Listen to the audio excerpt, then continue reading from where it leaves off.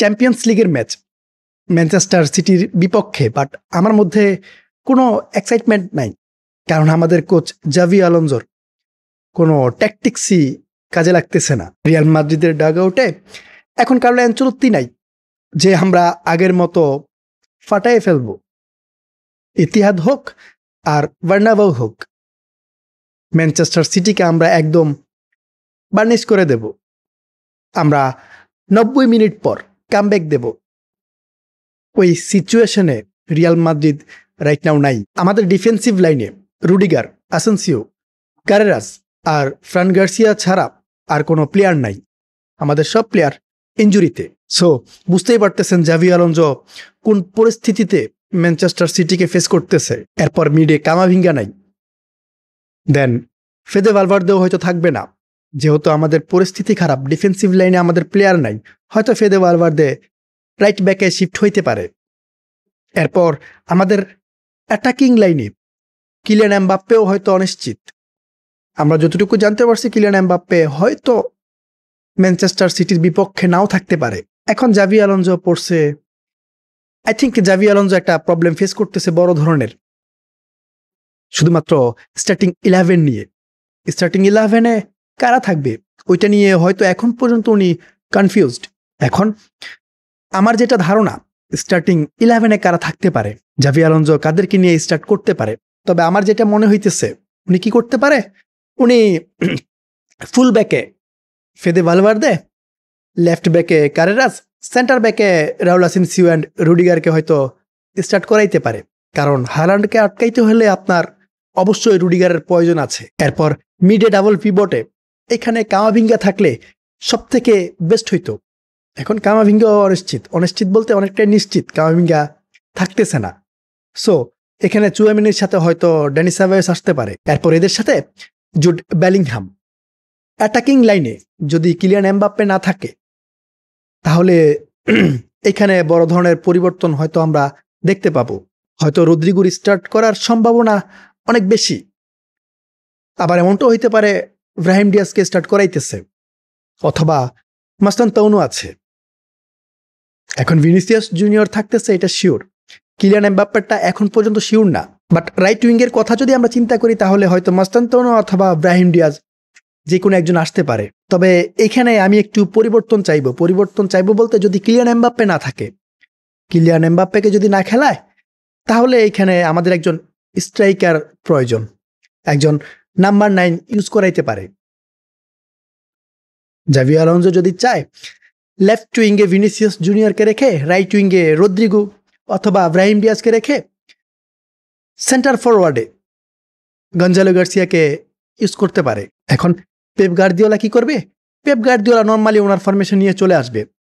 উনি স্টার্টিং 11-এ হয়তো নুনেসকে খেলাইতে পারে, রুবেন ডিয়াসকে খেলাইতে পারে, দেন গার্দিওলা আছে, Nico, then Gonzalez, Bernardo Silva, Rayan Cherki, এরপর ফিল ফোডেন আর আর্লিন হালান্ড।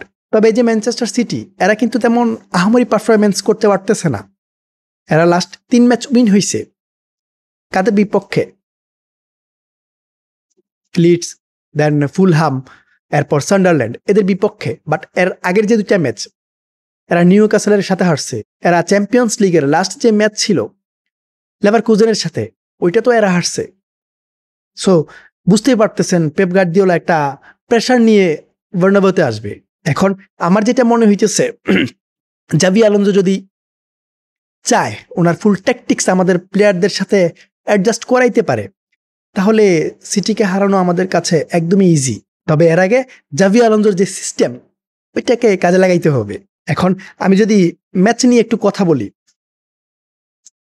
ফেদে ভালভার্দেকে আমাদের রাইট ব্যাকে প্রয়োজন আছে। কেন প্রয়োজন আছে? পেপ গার্দিওলা নর্মালি ডোকোকে লেফট উইঙ্গে স্টার্ট করাবে। সো ডোকো কেমন পারফরমেন্স করতেছে? ম্যানচেস্টার সিটির right now top player, best player. এখন ডোকো কেমন পারফরমেন্স করতেছে ওইটা আপনারা দেখতেছেন। ডোকোর মতো প্লেয়ার আটকাইতে হলে আপনাকে অবশ্যই ফেদে ভালভার্দের মতো একজন প্লেয়ার রাখতে হবে। লেফট সাইড থেকে ডোকো যেসব চান্সেস ক্রিয়েট করে ওইগুলো আটকাইতে হলে আপনাকে অবশ্যই ফেদে ভালভার্দের মতো প্লেয়ার প্রয়োজন, যেহেতু আমাদের এখানে অন্য কোনো রাইট ব্যাক নাই। সো লাস্ট অপশন এখানে ফেদে ভালভার্দে, এরপর ফিল ফোডেন, দেন বার্নার্ডো সিলভা। এদেরকে আটকাইতে হলে আপনার কি করতে হবে? এদেরকে আটকাইতে হলে আপনাকে ডাবল পিভটে 2জন প্লেয়ার রাখতে হবে।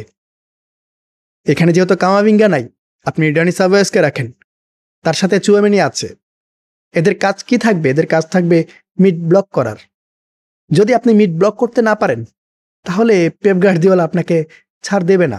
আমাদের মেন গেম থাকবে মিডে। আমাদের প্লেয়ার মার্কিংয়ে রাখতে হবে, মিডকে ডমিনেট করতে হবে। মিড ডমিনেট করতে না পারলে আপনার ম্যাচ হাত থেকে এমনিতেই চলে যাবে। এরপর হালান্ডের যে ব্যাপারটা, এটা একদম normal.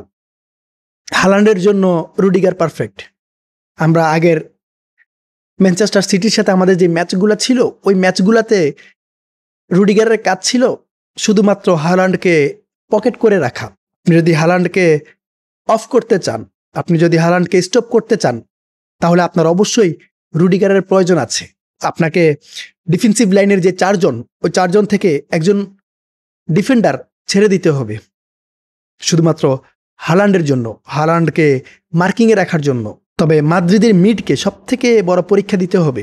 Pep Guardiola I think 4-1-4-1 ফরমেশনে আসতে পারে। সো বুঝতেই পারতেছেন, টোটাল 5জন অ্যাটাকার। ওই 5জন অ্যাটাকারের মধ্যে আবার যে 4জন, এরা মিডফিল্ডার হিসেবেও কাজ করবে। সো এইখানে একটু রিস্ক আছে। পেপ গার্দিওলা চাইবে মাদ্রিদের মিড কন্ট্রোল করতে, মাদ্রিদের মিডে ডমিনেট করতে। সো জাভি আলোনসোকে ওইভাবে পরিকল্পনা করতে হবে। আমাদেরকে সর্বপ্রথম মিড সলিড রাখতে হবে, দেন ডিফেন্সিভ লাইন। তবে আমাদের ফুল ব্যাককে সব থেকে বেশি সতর্ক থাকতে হবে। এক সাইড থেকে ডোকো আসবে, এক সাইড থেকে ফোডেন আসবে। সো বুঝতেই পারতেছেন এরা কতটা প্রেসার ক্রিয়েট করতে পারে। আর সিটি বসে থাকবে না, এরা প্রেস করবে, অ্যাটাক করবে, এরা স্কোর করার ট্রাই করবে। যেহেতু রাইট নাও আমাদের সিচুয়েশন খুবই খারাপ, এরা অন্য টিমগুলোর মতো আসবে, এরাও ট্রাই করবে আমরা রিয়াল মাদ্রিদকে একদম ধুয়ে দেব। এমন টার্গেট নিয়ে কিন্তু পেপ গার্দিওলা আসতেছে। এরপর আমাদের মিডকে সম্পূর্ণ তার প্রায়োরিটি দিতে হবে, ফ্রিডম দিতে হবে। জুড বেলিংহামকে আপনি একদম ছেড়ে দিন। জুড বেলিংহাম ম্যানচেস্টার সিটির বিপক্ষে আগের ম্যাচগুলা কেমন খেলছে, কিভাবে খেলছে, ওইটা দেখুন। দেন আপনি ওইভাবে জুড বেলিংহামকে ছেড়ে দিন। জুড বেলিংহাম নিজের মতো করে খেলুক। আর যদি পসিবল হয় রাইট উইংয়ে আপনি রদ্রিগোকে খেলান। কারণ নিকো যেভাবে পারফরমেন্স করতেছে, ডিফেন্সিভলি যে পারফরমেন্স সে দিতেছে, এটা অনেক ভালো। আর এইরকম ডিফেন্ডারকে ফেস করার জন্য আই থিঙ্ক রদ্রিগো সবসময় রেডি থাকে। সো লেফট উইংয়ে আপনি ভিনিসিয়াস জুনিয়রকে রাখেন, রাইট উইংয়ে রদ্রিগোকে রাখেন, আর সেন্টার ফরওয়ার্ড হিসেবে আপনি গঞ্জালো গার্সিয়াকে নিয়ে আসেন। এই ম্যাচে আমাদের স্কোরার প্রয়োজন, এই ম্যাচে আমাদের স্কোর প্রয়োজন। ভাই, আপনার কাছে স্ট্রাইকার আছে, এমবাপ্পে যদি না থাকে আপনি গঞ্জালো গার্সিয়াকে এখনই ইউজ করেন।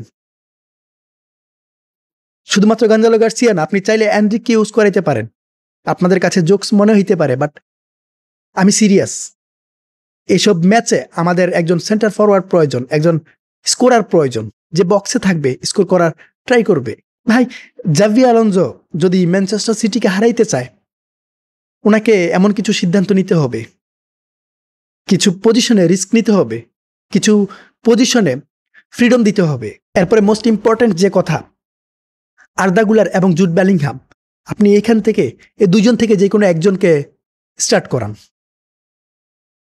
আপনি সিটির বিপক্ষে আর্দা গুলারকে বেঞ্চ করেন, আপনি জুড বেলিংহামকে স্টার্ট করান। আর্দা গুলার আপনার ম্যাচ কন্ট্রোল করবে মিডে, ওকে ফাইন, বাট আপনার প্রেস কে করবে, অ্যাটাক কে করবে, ডিফেন্সিভলি কে খেলবে? আর্দা গুলার উইক, ফিনিশিংয়ে উইক, প্রেসিংয়ে উইক, ডিফেন্সিভলি উইক। সো আপনি জুড বেলিংহামকে নেন, জুড বেলিংহামকে স্টার্ট করান, আর্দা গুলারকে এই ম্যাচের জন্য বেঞ্চ করেন। এই ম্যাচে আমাদের প্রেস করতে হবে, আমাদেরকে অ্যাটাক করতে হবে, ডিফেন্সিভলি আমাদেরকে সবকিছু ট্যাকল করতে হবে। এরপর আমাদের মেইন যে প্রবলেম ফিনিশিংয়ে, এমবাপ্পের কাহিনী কি? এমবাপ্পে কি করতে চায়? একাই সে সব স্কোর করতে চায়, অ্যান্ড এটার পরিকল্পনা জাভি আলোনসোর কথা হইতেছে এখানে স্কোর অন্য কোনো প্লেয়ার করবে না, এখানে স্কোর করবে কে? স্কোর করবে এমবাপ্পে। এমবাপ্পের কাজ, সে স্ট্রাইকার পজিশনে খেলতেছে, তার কাজ কি বক্সে, বাট সে লেফট থেকে রান করতেছে, রাইট থেকে রান করতেছে, মানে রাইট সাইডে বল এমবাপ্পে রাইটে, লেফট সাইডে বল এমবাপ্পে লেফটে। তাহলে আপনার বক্সের প্লেয়ার কই, আপনার স্কোরার কই, উইং থেকে যে বল আসবে স্কোর কে করবে? এই সমস্যার সমাধানের জন্য আপনার একজন সেন্টার ফরওয়ার্ড প্রয়োজন, একজন প্রপার স্ট্রাইকার প্রয়োজন। ওটা গঞ্জালো গার্সিয়া হইতে পারে, ওটা অ্যান্ড্রিক হইতে পারে। রিয়াল মাদ্রিদ পেপ গার্দিওলাকে ফেস করবে, পেপ গার্দিওলাকে আটকাইতে হলে জাভি আলোনসোকে তার ফুল ট্যাকটিক্স ছেড়ে দিতে হবে। এখানে কার্লো অ্যানচেলত্তি নাই যে লাস্ট মোমেন্টে আমরা কামব্যাক দেব। জাভি আলোনসোর সিচুয়েশন অনেকটাই খারাপ, এই ম্যাচে ওনাকে জিততেই হবে, আর না হয় চাকরি শেষ। তবে আমি হোপ করি অন্তত এই ম্যাচে, ভাই এটা চ্যাম্পিয়ন্স লিগের ম্যাচ, লা লিগের ম্যাচ না, আমাদেরকে চ্যাম্পিয়ন্স লিগে লড়াই করতে হবে। আমাদের লা লিগা হাতছাড়া হলে আমাদের চ্যাম্পিয়ন্স লিগ থাকতে হবে, আমাদের চ্যাম্পিয়ন্স লিগ হাতছাড়া হলে লা লিগা থাকতে হবে। মোট কথায় ট্রফিলেস থাকা যাবে না। সো জাভি আলোনসোর কাছে এখনই সময় নিজেকে প্রমাণ করার, এখনই সময় রিয়াল মাদ্রিদের ফ্যানদের ভালো কিছু উপহার দেওয়ার।